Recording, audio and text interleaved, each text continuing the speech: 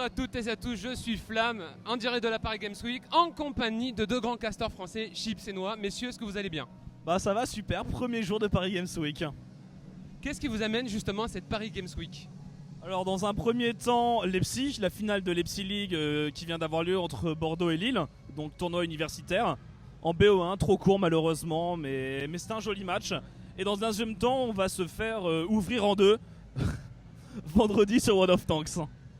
Et justement, pour revenir un peu sur le niveau de Leipzig, quel était ce niveau proposé? Est-ce que vous avez été généralement satisfait du niveau? Alors si on parle juste sur le papier du niveau des joueurs, quand on l'a vu, on s'est dit ah bon ben voilà, enfin il y a quelques diamants, sinon c'est principalement platine, il y a même des gold. Donc on s'est dit ah, et puis finalement, moi je dois avouer que j'ai été assez surpris sur scène. Il n'y a pas eu d'erreur hyper grossière. Les équipes avaient pas trop mal préparé leur match. Honnêtement, j'ai pris du plaisir à commenter cette partie. J'ai déjà commenté des matchs parfois entre joueurs un peu amateurs comme ça où il faut le dire, je me suis fait chier. Mais là, c'était pas le cas. Là, j'ai trouvé ça sympa. Alors, en parallèle de Leipzig, il y a l'Asus Rock Tournament qui est en train de se passer avec le tournoi préliminaire. La Team Sparta, justement, parlons-en, la Team Sparta. Comment est né un peu ce projet d'unifier cette équipe à la base qui était deux différentes équipes et l'unir à OGaming? Alors, je vais commencer. Alors, tout simplement, bon, on est assez amis avec tous les joueurs qui constituent Sparta depuis un long moment. Bon, alors sauf Steve qui est nouvel arrivant qu'on ne connaissait pas avant. Mais grosso modo, enfin Iraku, on avait le projet de vraiment bosser avec lui. On l'avait embauché. On l'avait pris avec nous pour les All-Stars. Non, on l'avait pris avec nous pour les All-Stars avec Sean. Non, mais on l'avait pris avec nous pour les All-Stars, voilà, avec Sean pour nous aider à commenter. Et du coup, après, on s'était dit qu'on voulait pousser plus loin notre coopération. Et Iraku donc avait sa fameuse équipe avec Dwagby, la Team HD, etc., etc. De fil en aiguille, lui, il a voulu se retirer du pro gaming, même si à la base, il était censé être joueur dans le projet initial. Et c'est lui qui a décidé d'ajouter avec Sean, etc., le Spontex et Luné notamment, qui venaient des Warseat. Dwagby s'est retiré parce qu'il a préféré rester chez Millennium. Et voilà, le projet est un peu né comme ça. C'était pas prévu de cette façon à la base, mais à force de tâtonnement, on en est arrivé à la line-up actuelle. Et comment se passe aujourd'hui justement on va dire ce pseudo-mariage entre la Team Sparta et OGaming? Alors là pour l'instant ils sont en entraînement Paris Games Week, donc c'est une cessation totale du stream. Donc, mais sinon ouais non, dans la globalité ça se passe très bien. Le lancement honnêtement on arrivait pile dans le moment où il n'y avait pas de compétition, donc les gens cherchaient du contenu à regarder, donc il y a eu un très bon lancement. Je pense que ça continue sur une bonne dynamique, donc on espère que ça va continuer le plus longtemps possible. Et vous, au sein de OGaming, est-ce que vous avez de futurs projets en préparation sous la table qui sont en train de petit à petit de se monter? Alors, nous on attend surtout janvier, février, parce qu'il va y avoir toutes les reprises des compétitions, parce que pour l'instant c'est beaucoup de solo queue, etc. En termes de projet événementiel, si c'était la question, pas tout de suite. Pas tout de suite, on se concentre, on vient de faire le passage sur Twitch, on se concentre pour faire des grilles qui tiennent, alors sur League of Legends c'est assez facile vu la masse de contenu à faire de 10h à minuit, et sur Starcraft 2 on est en train de monter la grille, sur Hearthstone, sur une TV généraliste, donc pour l'instant on est vraiment, je pense jusqu'en janvier, attelé à lancer ces TV, aller en faire des bonnes TV avant de reprendre l'événementiel. Est-ce que une question qui est souvent posée quand vous castiez, c'est est-ce qu'il va y avoir un Tale of the Lane 2? Alors honnêtement j'ai beaucoup travaillé, on a pas mal travaillé dessus, etc. Et pour l'instant il a été mis en pause. C'est mis en pause parce que c'est très cher. C'est très cher de faire un événement comme ça. On a fait un crowdfunding pour le premier qui avait vraiment très bien marché, mais on a dit qu'on voulait pas en refaire un pour le deuxième parce que c'est pas aux fans d'encaisser ce prix-là.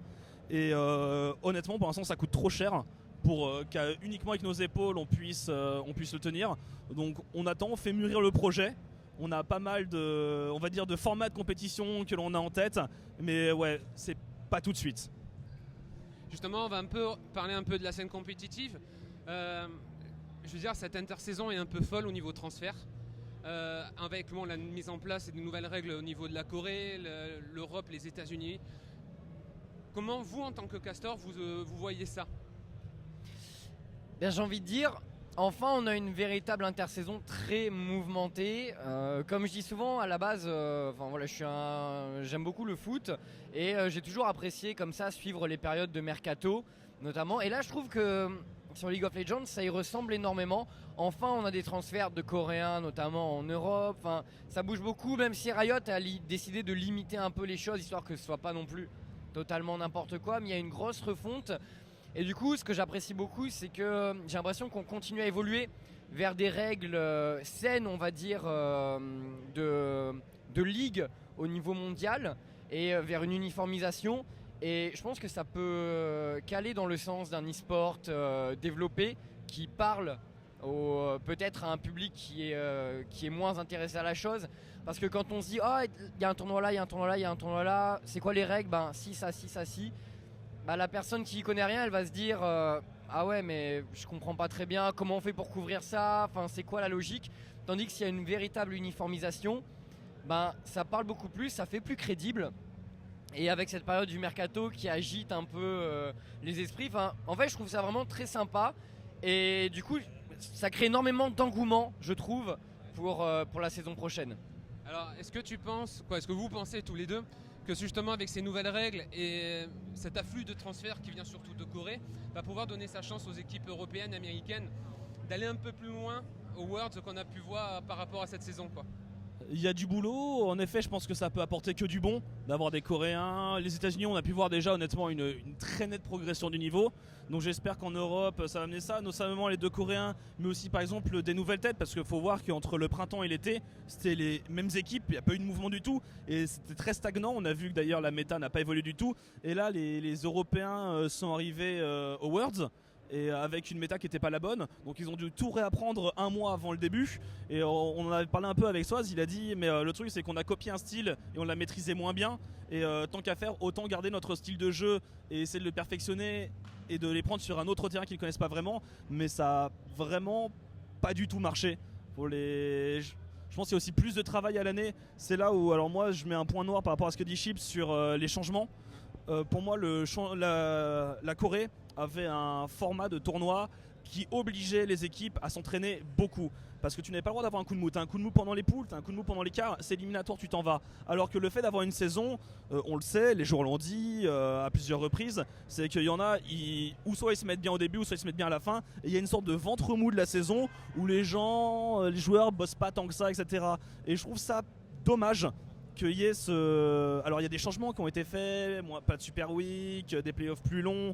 Mais je trouve que le format de championnat, pour moi, est pas non plus le mieux adapté en Europe et aux États-Unis pour pousser le joueur à travailler à fond.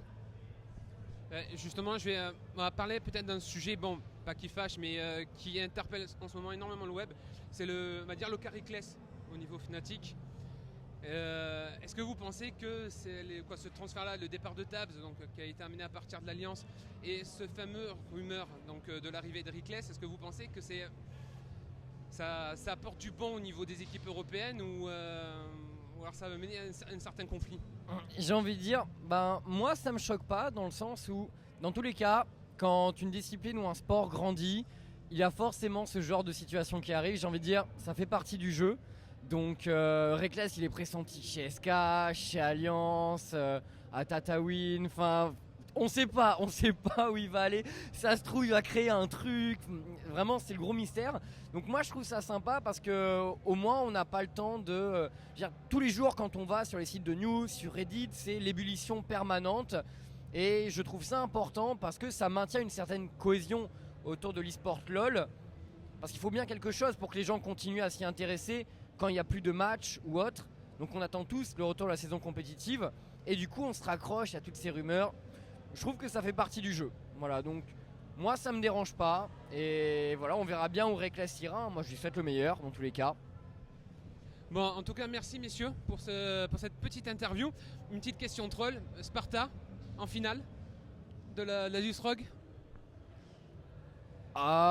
Écoute, Ouais, honnêtement, pourquoi pas. Moi je pense vraiment qu'ils sont capables de le faire. Après, ils vont devoir passer l'écueil Millennium Spirit qui pour moi leur ont posé beaucoup de problèmes dernièrement. Donc ça va être un gros défi pour eux. Mais j'y crois parce que c'est des joueurs de valeur et je pense qu'ils peuvent se surpasser pour l'événement. De mon côté, moi je pense que Sparta est une équipe qui online est excellente, vraiment excellente. Je pense qu'ils ont encore un peu de problème à maîtriser le offline, la pression du offline, il y a quelques joueurs qui stressent, il y a bien plus d'erreurs. Donc j'espère qu'ils vont réussir à maîtriser ça. Après la Paris Games Week ils connaissent, c'est pas leur première, donc pourquoi pas. Mais comme dit Chips, il y a des écueils à passer. En tout cas, merci beaucoup messieurs, c'était Flamme pour la AA TV. But that's just how I feel.